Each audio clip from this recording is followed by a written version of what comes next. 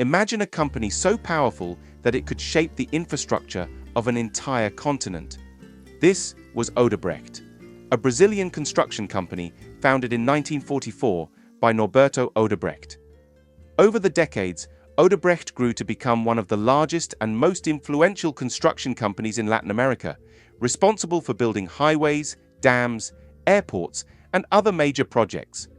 By the early 2000s, Odebrecht was a giant in the industry, employing over 200,000 people and operating in more than 25 countries. The company was known for its ability to secure large government contracts, and its projects were seen as symbols of progress and development. But behind the scenes, Odebrecht was involved in a vast and intricate corruption scheme that would eventually come to light. This is the biggest corruption scandal in Latin America's history. A tale of bribery, lies, and political intrigue that brought down some of the most powerful people in the world. Chapter 1. The Rise of Odebrecht. Odebrecht became very powerful by winning contracts to build big infrastructure projects, thanks to their good connections with government officials. Starting as a small construction company in Brazil in 1944, they grew quickly by taking on important projects. One of their first major successes was building the Paulo Afonso hydroelectric complex in the 1950s, which helped them gain a reputation for handling challenging projects. Over time, they worked on key infrastructure like highways, bridges, airports, and metro systems in many countries, including Brazil, Peru, and Angola. Odebrecht did a lot of good through their projects. For example, they worked on the São Francisco River Transposition project in Brazil, which aimed to bring water to dry areas, helping millions of people get access to water. They also helped expand the Panama Canal, which allowed bigger ships to pass through, boosting global trade and economies. Their projects created thousands of jobs, both directly in construction and indirectly by helping local businesses that supported these projects. For example, the Lima Metro in Peru and the Caracas Metro in Venezuela improved public transportation, making it easier for people to get around the city. Odebrecht's work stimulated economic growth by using local resources and hiring local workers, which helped communities grow and thrive. Their projects not only improved infrastructure, but also had lasting positive impacts on the regions where they operated. But behind all the good was something rotten to the core: corruption. Chapter 2. The corruption scheme unfolds. Odebrecht's success was not just due to its engineering skills.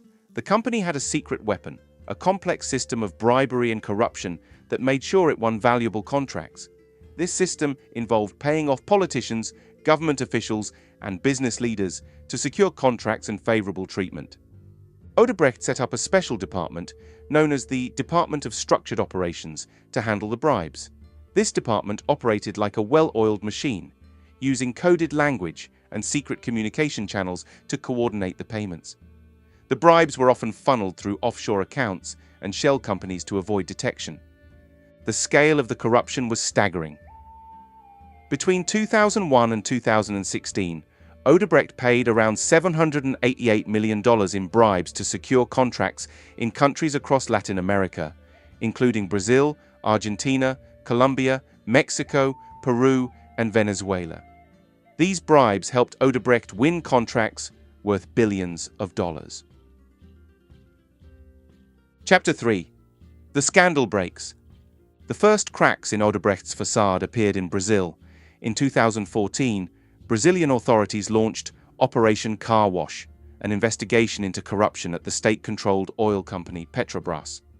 As investigators dug deeper, they discovered that Odebrecht was heavily involved in the corruption at Petrobras.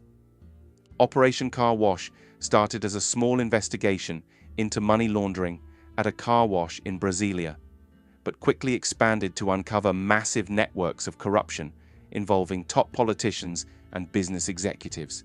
Investigators found that Odebrecht was deeply embedded in this network, using its Department of Structured Operations to pay off key players.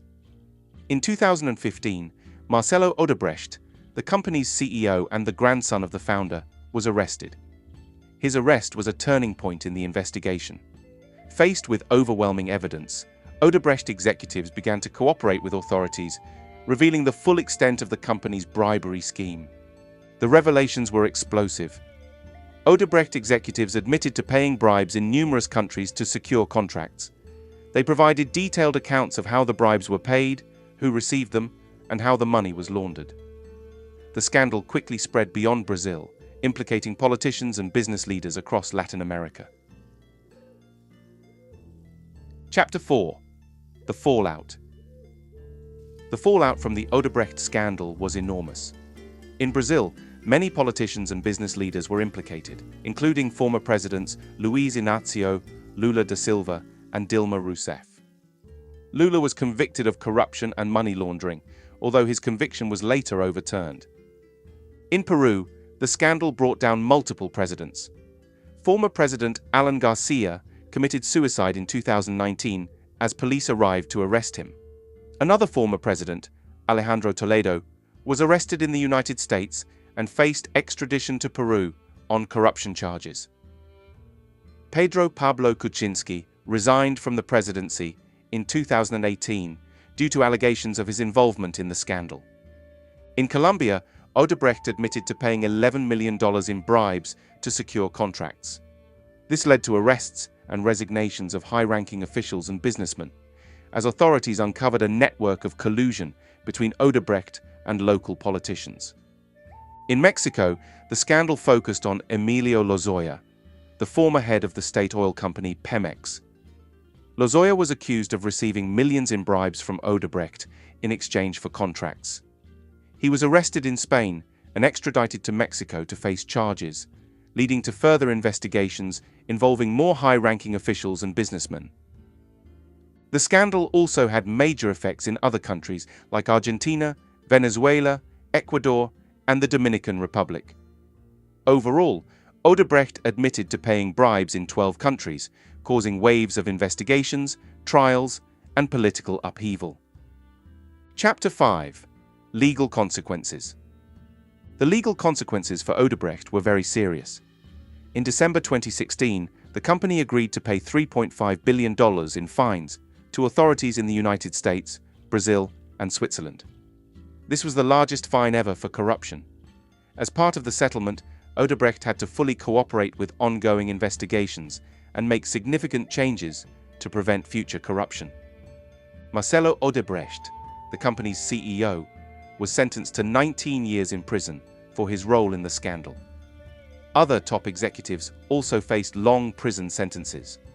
For example, Marcio Faria and Rogério Araújo, both high-ranking executives at Odebrecht, were also sentenced to 19 years in prison for their involvement in the bribery scheme. The company had to undergo a major restructuring and sell off assets to pay the fines. Odebrecht had to sell its holdings in various sectors, including its stake in Braskem, a leading petrochemical company.